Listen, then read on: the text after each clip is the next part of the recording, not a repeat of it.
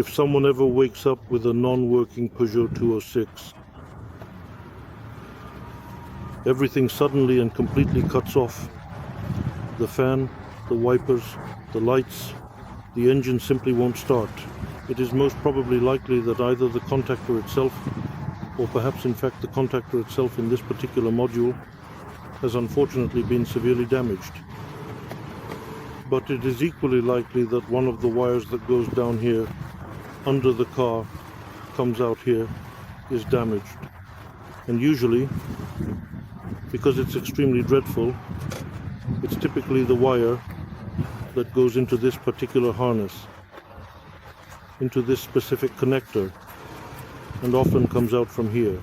This is exactly pin 1, 2, 3, 4, 5. 1, 2, 3, 4, 5, and then the fifth pin. It is oxidized somewhere in the process, and it comes out here as part of the reaction. The cause of such a malfunction can be corroded grounds. One of them is located here under this lamp. The other one is under the second lamp. In my case, both grounds were good, but only that wire was damaged. As I said, the car wouldn't start.